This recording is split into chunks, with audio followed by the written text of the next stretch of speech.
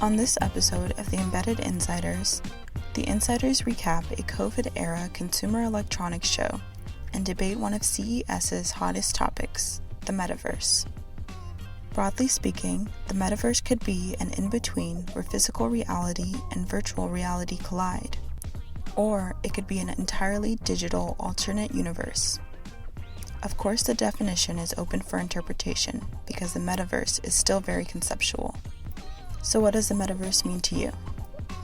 Next, Dunstan Power, director at ByteSnap Design, discusses the role just-in-time manufacturing played on the global semiconductor shortage, and whether, when the world emerges on the other side of it, manufacturers will fall back into old habits. Finally, ECD Associate Editor Tiera dives even deeper into the shortage, and one solution that's underway to help solve it: a joint data sharing ecosystem created by Palantir and Merck KGaA, Darmstadt, Germany, known as Athinia. Hello and welcome to the Embedded Insiders. I'm Brandon Lewis, Editor-in-Chief of Embedded Computing Design, and I'm here with Rich Nass, who's the EVP and Brand Director of Embedded Computing Design, known colloquially as ECD. How you doing, Rich? I'm doing great, and I also have been called a chicken because I was afraid to go to CES. I bailed at not the 11th hour. Is there such a thing as a ninth hour? That's about where I was when I decided to bail. Does that count as the 11th hour? The shows themselves now are like they're changing things at the 11th hour. So you bailing at the 11th hour doesn't really count. But in full disclosure, I bailed because most of my meetings were canceled, Right. Not because I was afraid. Unfortunately, I have built up some natural immunity over the holidays, so I wasn't really concerned about myself getting sick because I already had it, so I think I was good. But yeah, I would say 75% of my appointments canceled, so it didn't seem prudent for me to go. Yeah, I was the beneficiary of that because I got to go to some of your meetings. I am going to say, I'm just going to go out here on a limb. I know you're going to say that it was beneficial for you because my meetings are so much cooler than your meetings. The coolest meetings. The CTA, I'm going to rag on the CTA a little bit here. So all of these major players that started pulling out of CES, like many shows lately, a week or two before the event. And I understand that there's tens of millions of dollars, if not more, tied up in the event that is CES. I mean, really the small city that is CES within a city. But doing things like saying we're going to close the event a day early, don't go through the motions like that poorly. We're only be here for 3 days instead of 4 days.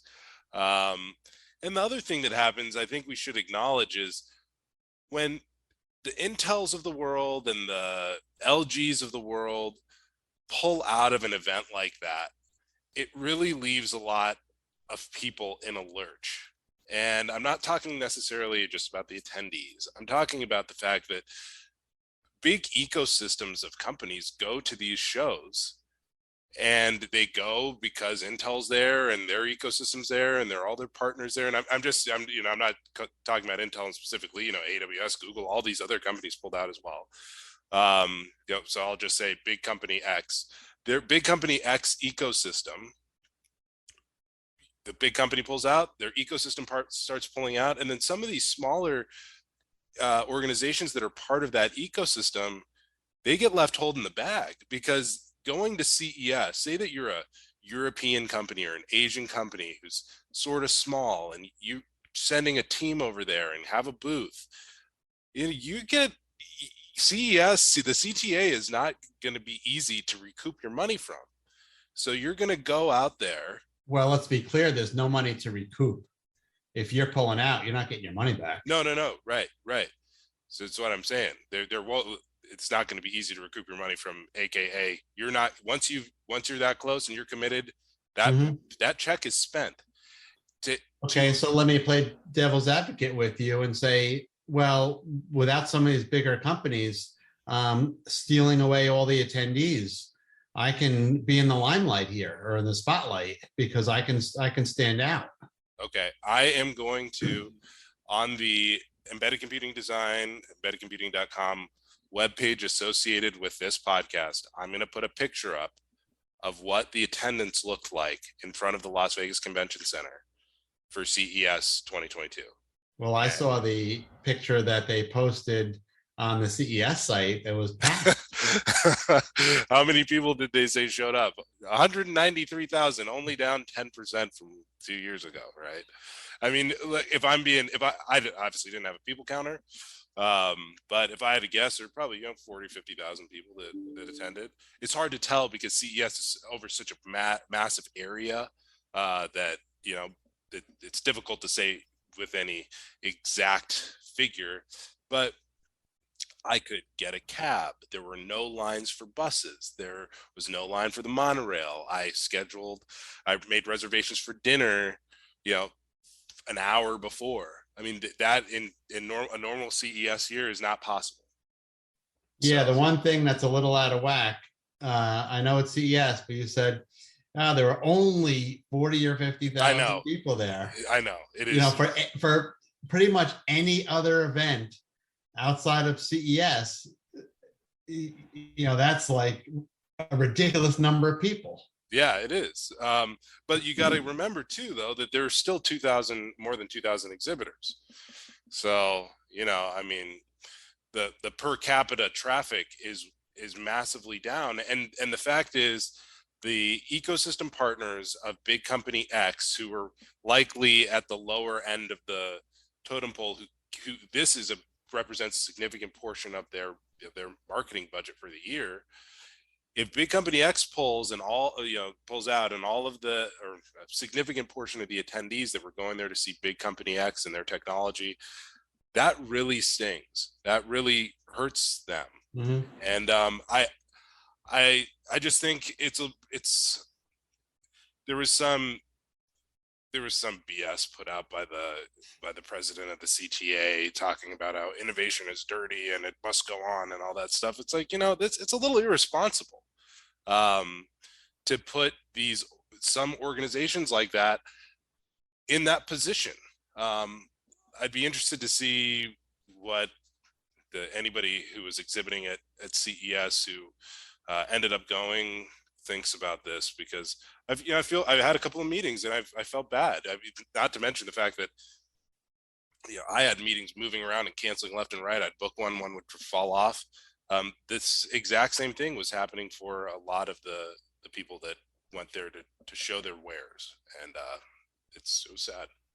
Yeah, I don't have a response to that. It's just a function of the time that we're in, and hopefully we're just about out of it, and we're going to get back to whatever normal is supposed to be. For sure. Anyway, enough of my finger wagging. One of the things, so there were a couple of really big topics, trends to come out of CES, like there are every year. An interesting note in the next interview that comes up,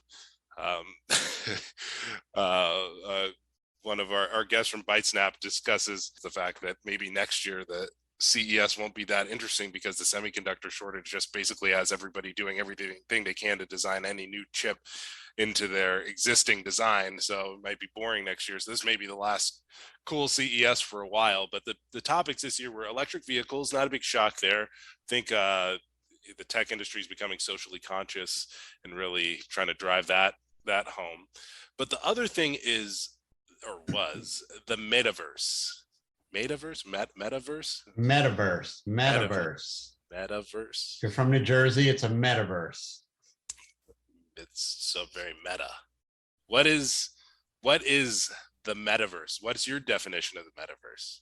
Well, my definition, and I'm happy that you put it that way, because it's what it means to me and may not mean the same thing to somebody else. It's this AR space where you're seeing things that are as close to real as can possibly be without being physically there. And you're able to see things that you would not ordinarily be able to see in 3D as if they were actually there. So where I think it plays a role in our space, and as you know, we're working on putting something together on this, to be able to train an engineer from his desk, for example, is if he's in a lab with all the equipment that he needs and all the tools and all the products, and he can pick something up and put it here and do a real evaluation of a product from his desk without having the physical products there. What happens when the engineer leaves his meta desk and goes away? No more AR. What happens to the metaverse? It's like one of those, you know, if a tree falls down and no one's around to hear it. Oh, I think it gets turned on and off at the desire of the user. See, that's not my definition, and I'm glad you pointed out earlier that, you know, your definition, because this is still taking shape.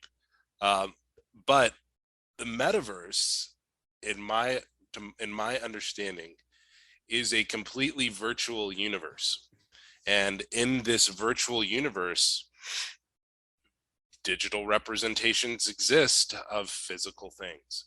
And, you know, if you are a gamer or have ever been a gamer, you could probably understand this in the context of, you know, an open world video game where you walk around and there's a whole bunch of stuff happening, and, you know, the other online gamers are still playing even when you're not. Things change, and that's, to me, what the metaverse is. And inside of the metaverse, things like digital twins will live, and avatars of Rich and Brandon will be having podcasts all through 24-hour long podcasts all through the night, and people will pay us things with Bitcoin, and we'll buy things with Bitcoin. And that's what, to me, the metaverse is. I think, you know, in a weird way, if you want to get super sci-fi about it, maybe one day we'll all live in the metaverse. Yeah, wasn't there a book / movie? There's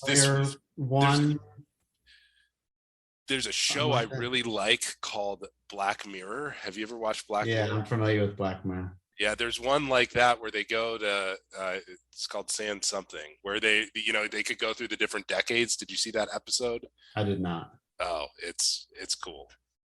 Anyway. Okay, so what you're describing is more of an Uber level, and what I'm describing is more of a practical. We can do this today. And how do we help the engineer do his job, which is our function, as you know? And that's what I'm looking at. I think that they're both true, and I think that they actually both help the engineer do their job, just in different ways, right? If you're looking at the AR perspective of it, yes, right now we can tinker around with a virtual thing in front of us without the prospect of maybe destroying it or damaging it, right? And that's really useful. I mean, think about working on a wind turbine, and, you know, what happens if I pull this, right?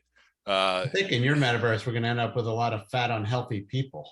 You know, but they're all digital. It doesn't matter. No, but the user is not moving off the couch. Well, you mean I thought, you know what? All you need is your mind. As long as your mind's, because if your mind is sound, then you can just run off a completely artificial body, and that way nobody will ever complain to me about, tell me how much I'm exercising or not exercising, and I can eat a lot of cake. So now it's like Logan's Run when you hit your 30th birthday. Right, yes, right. Yes. But in my version of the I still can't remember if it's Meta or Meta, so forgive me. In my version of the metaverse, you're able to see how a system that's modeled after a real system in the world performs over time. And for industrial use, I mean, AKA digital twins, right? For industrial engineers, I mean, that's definitely That's what the whole thing is. I mean, it is a digital twin of whatever it is that's in your world. Mm-hmm. Yep. So I am in the process of buying a lot of real estate in the metaverse. So pretty soon I'm going to be your landlord. I'm buying your house. How do I know I'm actually even talking to you right now? It might be your digital twin. Up next, Dunstan Power, director at ByteSnap Design, shares his thoughts and experiences on how just-in-time manufacturing played a big role in the chip shortage, when and how he believes the electronics world will right itself, and whether manufacturers will return to their old ways post-shortage in the name of profit. So we haven't really touched on this, but how is the semiconductor shortage impacting the engineer on the street? The big question everyone's asking is, when's it going to end? When are we likely to see normality return? We think that, it's going to certainly continue through most of 2022. But what will happen most likely in the second half of the year is that some companies will start returning stock that they don't need. Some companies are unfortunately going to go out of business because they're not actually able to build and sell stuff. And now, in fact, that's actually already happening, and we're getting applicants for jobs from people who are effectively being made redundant from companies where they're having to stop production.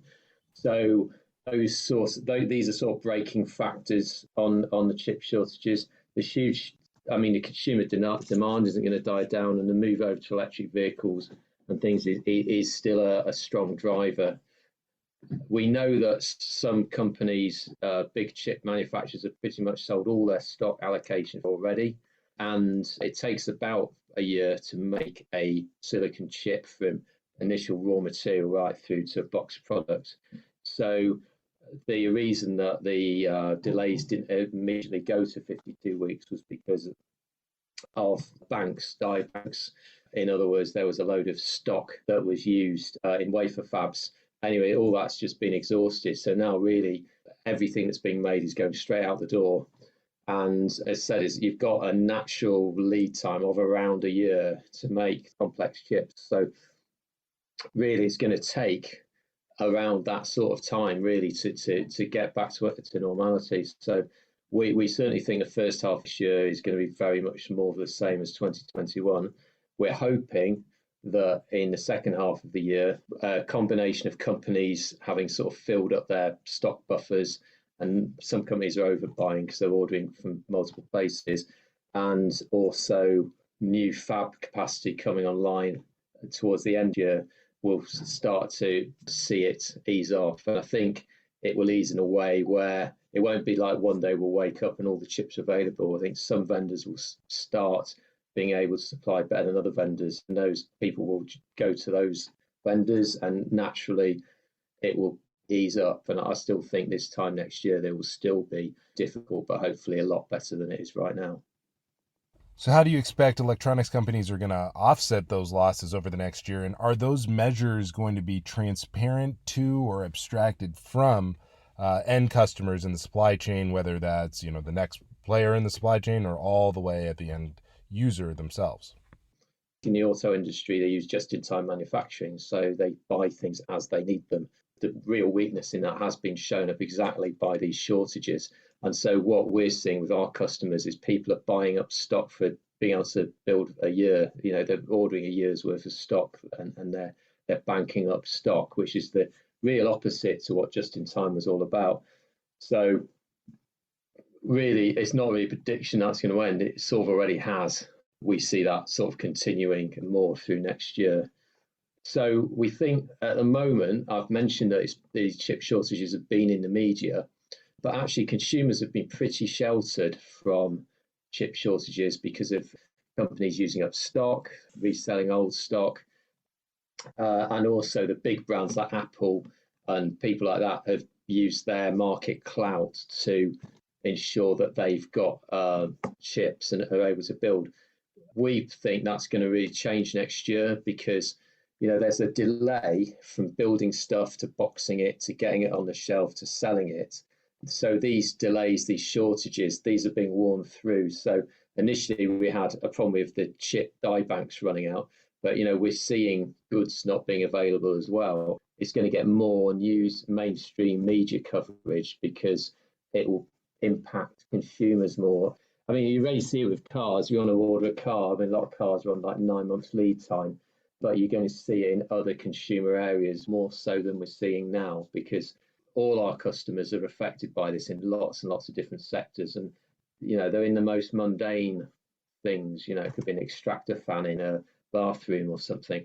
It's sort of affecting everything. And so it's going to start impacting consumers more. Do you think that this is going to be a sustained phenomena where it's, just in time manufacturing, goes sort of out the window?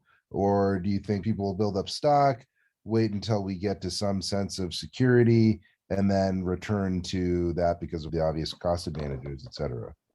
I think people will remember this for quite a long time, but the economics of just in time are quite powerful. So my expectation is that there's a return to just in time when things calm down, but maybe perhaps a bigger impact is in terms of design, people becoming less beholden to single solutions. But unfortunately, like if you do electronic design, typically there's most of the parts on the board, the silicon, you don't have an alternative for. Memory chips are an exception to that. There's usually a few alternatives, but your CPU, your processor, usually you're stuck with a particular make and a particular part. And if you can't get it, you're in trouble. And that's why out of everything, it's microcontrollers that have been the worst affected out of all the parts. We've been able to flip. So recently we've had a major design change we've had to do with an electric vehicle charger where we were using one manufacturer's chip and it'd gone out to like over a year's lead time. And even the manufacturer told us not to use it because it was so oversubscribed. We've had to switch to another vendor. They're both ARM Cortex devices. And actually, it's been pretty painless to switch over. But I think ARM has got such deep penetration in the market that changing from one ARM device to the other, as I said, it is feasible. Of course, when supply and demand get out of whack, the first thing to also get out of whack is cost. And we've already seen that across other areas and actually across the entire rest of the economy. So how do you expect that to play out in the semiconductor market? There's been a lot of absorption of costs. So the semiconductor manufacturers have been putting their costs up quarter on quarter over the last 12 months, and quite radically. Previously, there'd been a real race to the bottom in price. And to some extent, this is a big market readjustment, which may be almost required, because what had been happening was the semiconductor manufacturers were cutting their own and each other's throats to get price down and down and down and down. And this was affecting consumer products, that you'd see getting cheaper and cheaper and cheaper. And effectively, what we're getting now is a sort of market adjustment, which is going to effectively these semiconductor manufacturers, great places to have shares in, because these guys are all making more profit. They're able to increase their profit margins, and the whole sector prices are going up. And those prices will probably take a number of years. When this is all said and done, those prices will start going down and down in the same spiral. But it was probably a bit of a required market correction, because the actual margins that some of these guys were making were incredibly tight, particularly in like memory manufacturing, but in some of the other sectors as well. So they're making hay while the sun shines, and that's going to continue. We're in an inflationary environment, definitely, in electronic product design, no question about it. We're having to pay more to build stuff. Now, there's a limit to some extent. You can, as a manufacturer, cut your margin, but you can only do that so far and you go out of business. So ultimately, consumers are going to have to pay the bill. And consumers are used to prices on and down. Show my age, but I remember the 1970s and the sort of 80s. And, at that time, you were used to stuff getting more expensive. There was inflation. You buy stuff early because it was going to get more expensive. And then, sort of in the 80s and then the 90s and whatever, we got used to electronic goods prices getting cheaper and cheaper, and this deflationary environment in terms of electronic products. I think this is a step in price, definitely. The question is whether it does give an opportunity to, in particular, Chinese semiconductor manufacturers who've really been in the shadows of the well-established companies, Intel, ST, and XP. They haven't been able to get the slots in US, European designs things because we're all used to using NXP, ST, Intel, etc. So we've sort of not adopted these newer companies. This is their moment to jump in and say, firstly, you can't actually buy, say, ST parts. We can supply, so they're going to get slots that way. But also, if those guys are all putting their prices up and these new guys on the block are able to undercut them, they're going to win slots that way as well. So it's quite a dangerous time, really, for some of these old established companies, which are probably at the moment big smile on their face because the profits they're making and how much stuff they're shipping. But really, they might find that smile disappearing as they lose slots to new incumbents who are able to undercut them, and more importantly, at the moment, are actually able to supply. I want to ask you from an engineering perspective now. Okay. What, is this a good thing, a bad thing, a neutral? Don't know. This is all spinning out of the same story, but innovation is impacted. We've got clients in lots of different sectors, and what we're seeing is a lot of companies are sort of stopping new product development because they have to focus their R&D teams on just making their existing product because there's particular parts they can't get. So they're having to do redesigns just to move around those particular parts. There's no new features and no new functions. Price might be more, but it's just to stay in business. So a lot of the work we're doing at the moment is not particularly interesting work, to be honest, but we're just helping companies keep going by designing out chips that they can't get and designing in ones that they've managed to secure supply of.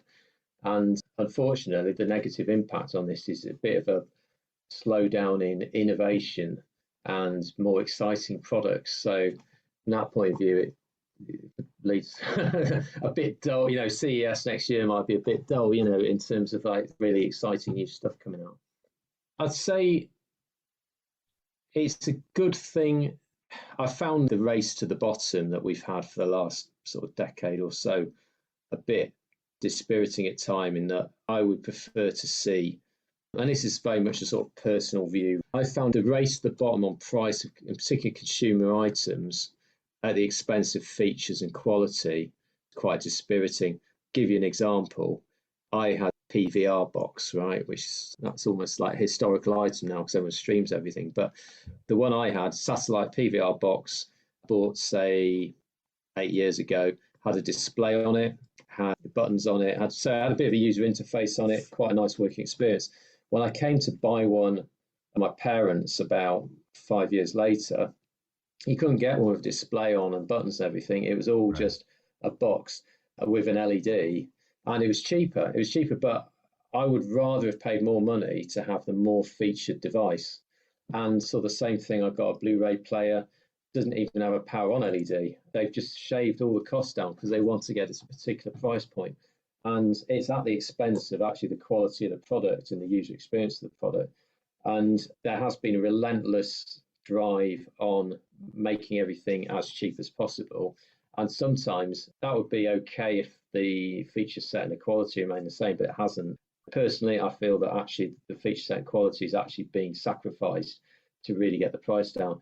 And effectively, this is when you get an inflationary jump like this and people are having to pay more, perhaps that will mean that there's a bit of a readjustment as well with quality, maybe will go up and expectation. But a lot of this is going to come down to the man on the street. Are they willing to pay more for a better quality item, or is it just the case that it's all about the bottom line price and everything?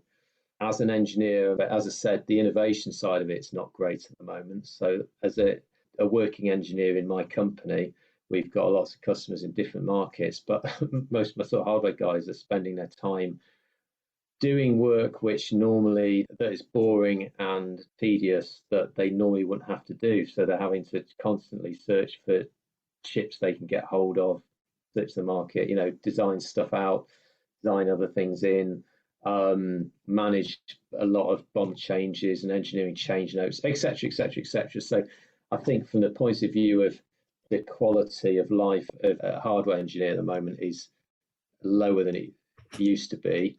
And I'm sure this will adjust back. But in terms of our employer guy, here's a really nice new sexy next generation project.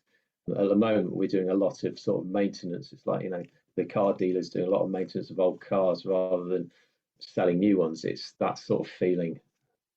All right, Dunstan, sum it all up. Who are going to be the winners and losers out of this whole thing?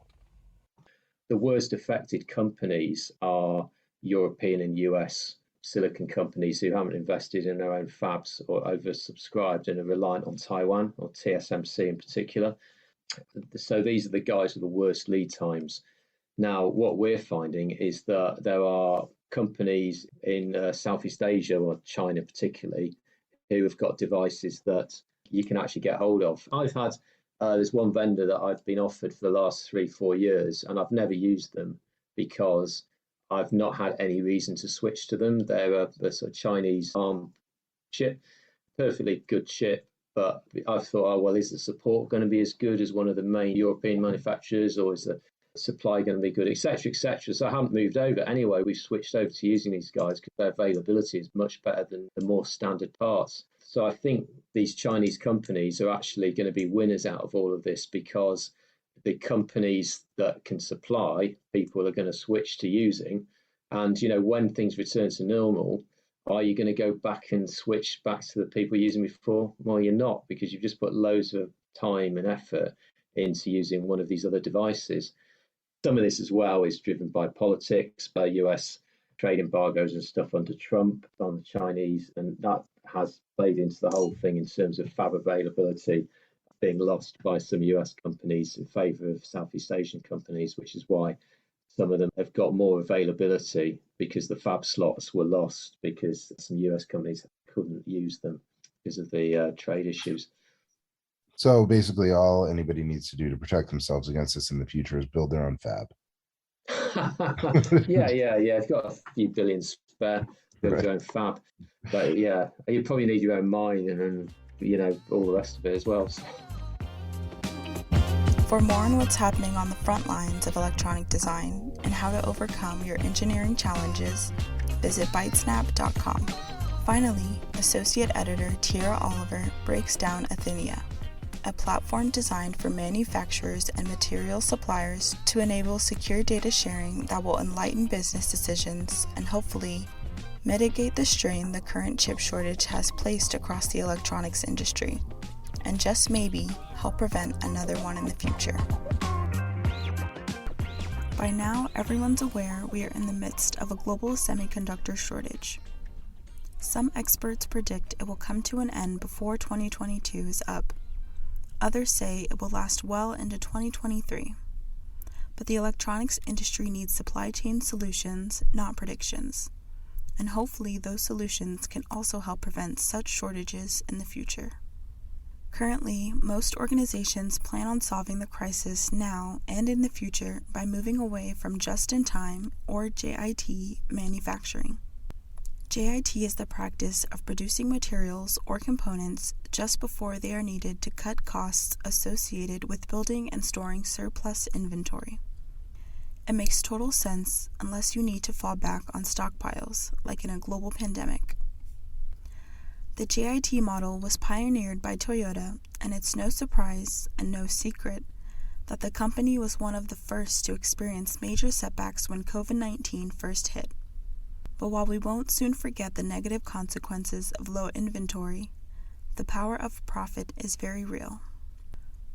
When market forces return to some semblance of equilibrium, there will undoubtedly be a desire to reduce expenses so quarterly earnings statements show higher profitability. At the same time, industry is moving to process nodes so advanced that predicting how materials and manufacturing methods will interact is becoming increasingly difficult, which in itself can result in lower wafer yields, fantastically expensive waste, and seriously impede time to market. But with all the intelligence enabled by the IoT and big data, there has to be a smarter way that rides the line between cost and speed, doesn't there? Earlier this month, Merck KGaA, Darmstadt, Germany, and Palantir announced that they have been integrating their expertise in device manufacturing processes and secure data platforms, respectively, to create a smart data ecosystem that lets semiconductor manufacturers and material suppliers collaborate in a secure environment. The joint effort resulted in a joint venture, Athinia.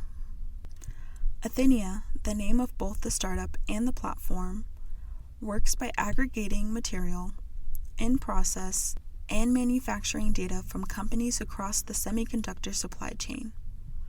It then performs multivariate analysis against supply chain bottlenecks, quality, or performance excursions using big data and AI.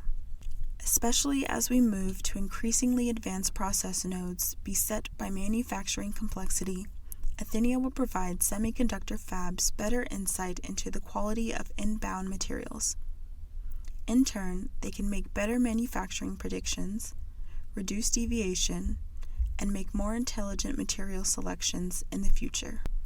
Conversely, the platform allows material suppliers to play a more active role in the manufacturing process by focusing on the parameters that are most important to fabs and improve how they manage sub-suppliers.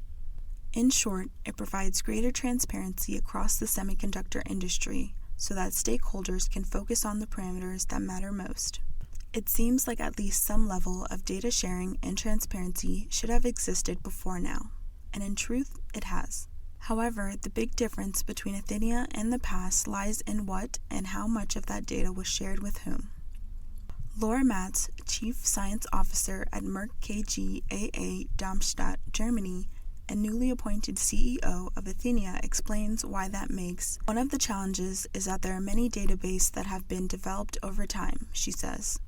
All suppliers will have a couple of databases like SAP for ERP, an in-process database on manufacturing processes, and then a quality assessment database for raw materials, supplies, and finished goods. That then goes to the device manufacturer. Since most companies have these databases, the question is how to bring them together, Matz continues. The aggregation of data in a logical and systematic way is complex to do in practice. And that's why the combination of Palantir's data ontology and hierarchy knowledge with Merck KGaA, Darmstadt, Germany's materials expertise is so critical. The Athinia platform is built on top of Palantir Foundry, a platform in its own right that helps users structure and analyze data from disparate sources. When combined with AI-enabled multivariate analysis, the Foundry Foundation allows Athinia to identify and link significant process, materials, and product parameters. This information can be shared securely between organizations on the Athinia platform to create one-to-one, one-to-many, or many-to-many data ecosystems that break silos and support first-time right semiconductor manufacturing. For many organizations, the prospect of revealing internal data may seem like an invitation for IP theft or contamination.